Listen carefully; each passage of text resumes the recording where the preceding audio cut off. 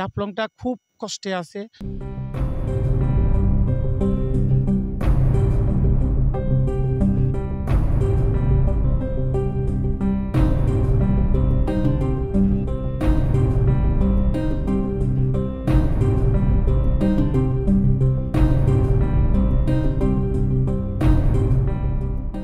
এই যে পাশে একটা মায়াবী ঝর্ণা আছে, এই ঝর্ণাতে লাখো লাখো মানুষ সারা বাংলাদেশের মানে 64টা ডিস্ট্রিক্টের মানুষ এখানে আসে।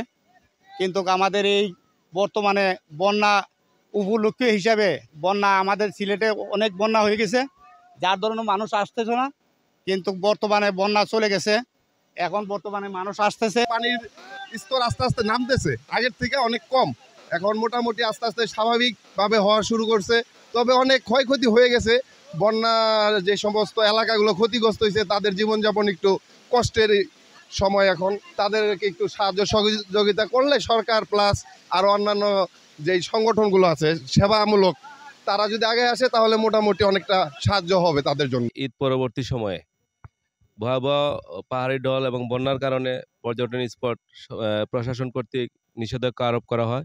পরবর্তীতে শর্ত সাপেক্ষে জাফলং এবং রাতারগুল সহ গোয়েনঘাট উপজেলার সবকটি পর্যটন খুলে দেওয়া হয় গত 24 তারিখে। বন্যার যে পরিস্থিতি ছিল আমাদের সিলেট জাফলংয়ে, কিন্তু এখন নাই বলতেই চলে। জাফলং স্পটে কোনো পানি নাই। আমাদের যে 0 পয়েন্ট টিকলিটাতে আছে সম্পূর্ণ পাথর, একবারে শুকাইয়া নদীটা শুকাই গেছে, নৌকা আসা যাওয়াও কষ্ট হয়। তো আমাদের দাবি হইলো এটা, যেহেতু আমাদের 0 পয়েন্টটা বন্ধ করছেন আইন শৃঙ্খলা বাহিনীর মাধ্যমে, তো আমি রতন স্যারকে অনুরোধ করব আপনি একটা পরিদর্শন করিয়া, যেহেতু উনি সবসময় থাকে এই জায়গাটা দেখে আমাদেরকে কিছু পর্যটক নেওয়ার জন্য একটা সুযোগ করে দেওয়ার জন্য। গত 3-4 দিন ধরে ফেসবুকে স্ক্রল করে দেখতে পাচ্ছি যে বর্তমানে কোনো বন্যার কোনো পরিস্থিতি নেই জাফলংয়ে। এর কারণে আমার আজকে মূলত জাফলংয়ে আসার পরে দেখলাম যে 0 পয়েন্ট এলাকায় সামান্য পানি আসার 2-3 দিনের ভিতরে ওই সাইডটা ক্লিয়ার হয়ে যেতে পারে, আর টুরিস্টের জন্য ওইটা উন্মুক্ত হয়ে যেতে পারে আর 2-3 দিনের ভিতরে। আর মায়াবী ঝর্ণার মধ্যে আজকে আসছি, মায়াবী ঝর্ণার মধ্যে আসার পরে আমার আসলে ভালোই লাগতেছে। আমি আমার সিলেটি ভাই বাদাস যারা আছে সবাইকে আমি সাজেস্ট করব যে আপনারাও আসেন, এসে দেখে যান। আমাদের যে জাফলংকে পানি আসলে মাত্র 4 থেকে 5 ঘন্টা থাকে, পানিগুলো নেমে যায় ইয়োর দিকে, সুনামগঞ্জের দিকে।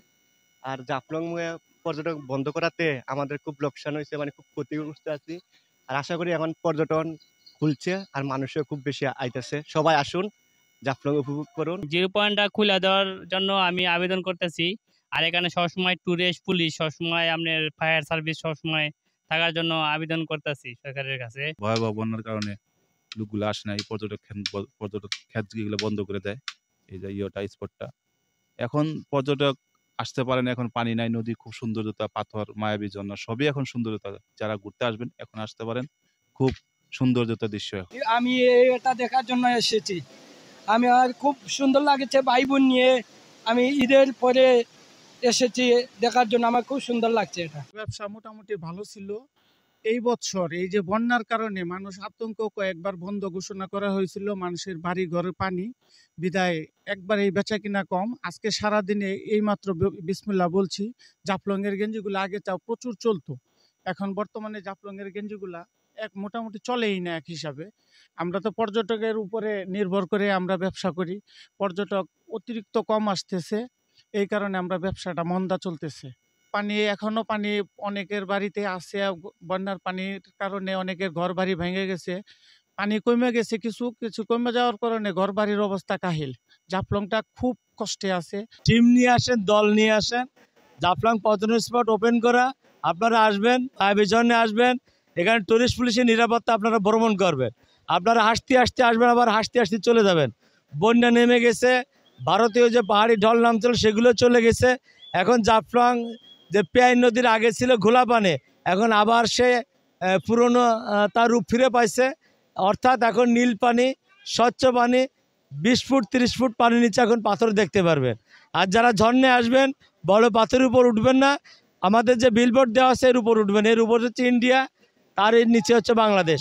আমাদের বাংলাদেশ অংশে ভ্রমণ করবেন।